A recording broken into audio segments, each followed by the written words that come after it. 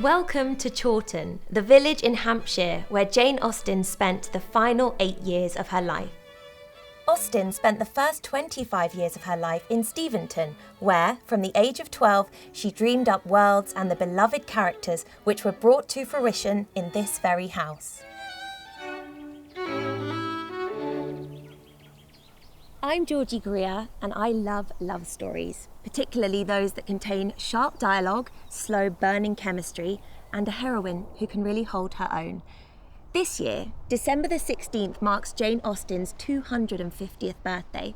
After 2.5 centuries, her legacy is as powerful as ever. She's one of the best-selling authors of all time. Her work has been endlessly studied, adapted, translated, and adored.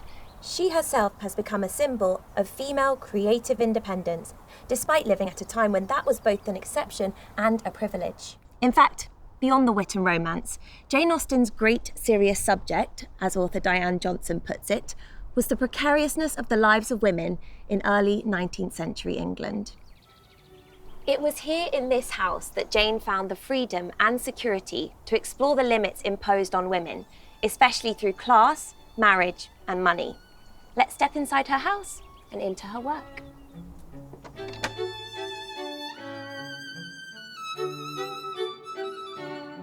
It is a truth universally acknowledged that a single man in possession of a good fortune must be in want of a wife. At least that's the opinion of Mrs. Bennet, mother to Elizabeth Bennet, the heroine of Pride and Prejudice. To be fair, Mrs. Bennet has no sons and 5 unmarried daughters. If they want to avoid destitution after their father dies, they need to marry into money. So, when the rich, young and handsome Mr. Bingley arrives in town, Mrs. Bennet gushes to her husband. A single man of large fortune, 4,000 or 5,000 a year, what a fine thing for our girls. How so? How can it affect them? My dear Mr. Bennet, how can you be so tiresome? You must know that I am thinking of his marrying one of them. Is that his design in settling here? Design? Nonsense! How can you talk so? But it is very likely that he may fall in love with one of them, and therefore you must visit him as soon as he comes. A rich husband for one will provide for the rest after Mr. Bennet's death. 5 birds, 1 stone. The other option, marry Mr. Bennet's heir, the dreaded cousin, Mr. Collins, who proposes to Lizzie. As I am to inherit this estate after the death of your honoured father, I could not satisfy myself without resolving to choose a wife from among his daughters, that the loss to them might be as little as possible when the melancholy event takes place, which, however, as I have already said, may not be for several years. Who could resist such a romantic proposal? Well, Lizzie, as it turns out, much to her mother's fury.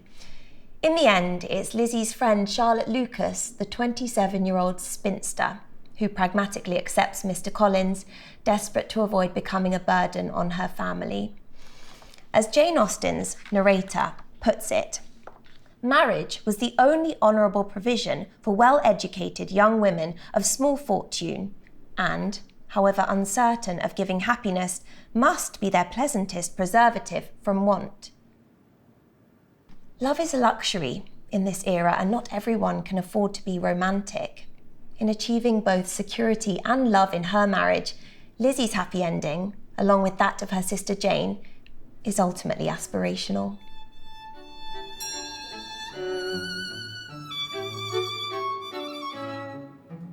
This dining room, it might have doubled as Jane Austen's creative space, what author Catherine Sutherland called the workshop of Austen's imagination. This tiny table is where Austen crafted the stories that changed the world. Jane's novels were part of what enabled her to remain single, an unmarried spinster, still a loaded term today. In 1817, Jane wrote in a letter, "Single women have a dreadful propensity for being poor, which is one very strong argument in favour of matrimony. Of her heroines, only one could truly afford to stay single, Emma Woodhouse. In an early conversation with her poor illegitimate friend Harriet Smith, Emma lays out her advantages. I have none of the usual inducements of women to marry. I should be a fool to change such a situation as mine. Fortune, I do not want. Employment, I do not want. Consequence, I do not want. She adds, it is poverty only which makes celibacy contemptible to a generous public. A single woman with a very narrow income must be a ridiculous, disagreeable old maid. But a single woman of good fortune is always respectable and may be as sensible and pleasant as anybody else. If only we could all be as rich as Emma Woodhouse, with her £30,000 fortune, worth around £2 million today.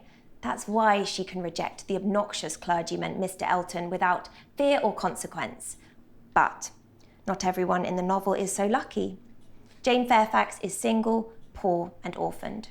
Raised by the Campbell family, she's educated to become a governess, her best path for survival. The plan was that she should be brought up for educating others, the very few £100 which she inherited from her father, making independence impossible. Jane moved here in 1809 with her mother, her sister Cassandra and her friend Martha Lloyd. Jane wasn't as wealthy as Emma Woodhouse, earning about £684, worth about £45,000 in today's money. She was able to live here with 3 women by choice, rent-free with servants, only because the house was owned by her wealthy brother Edward. It wasn't absolute financial freedom, but it was enough. Space, time, and stability to write, and to live life on her own terms.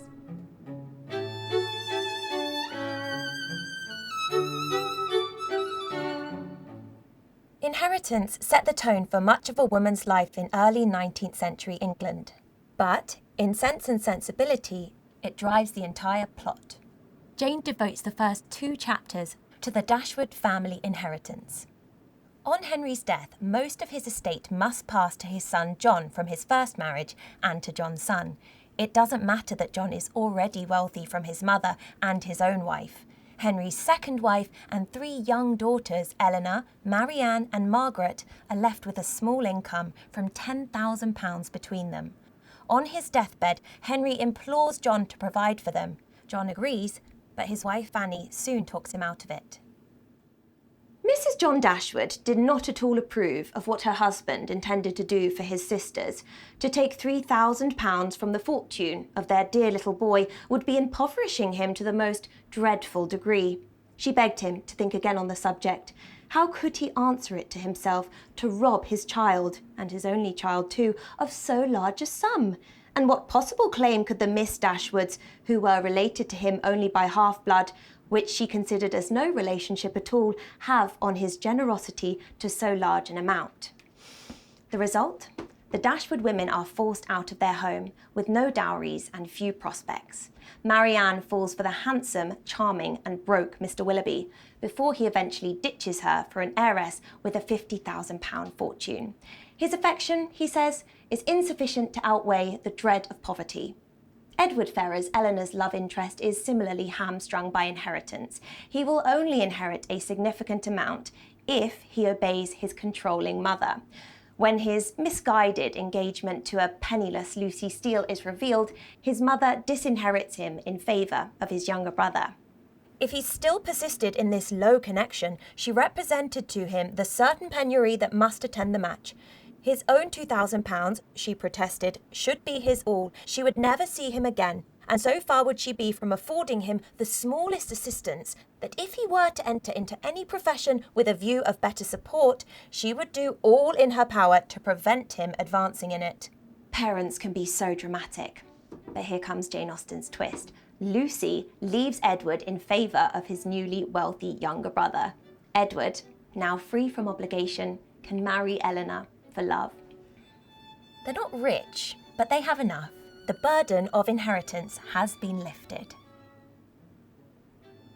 Speaking of having just enough, behind me is Jane Austen's bedroom, which she likely shared with her sister, Cassandra.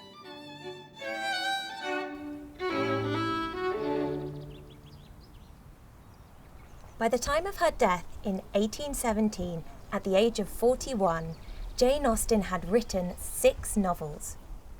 Her name wasn't on the covers. She only earned a few £100s. She wasn't famous, but in the centuries since, her stories and heroines have become immortal.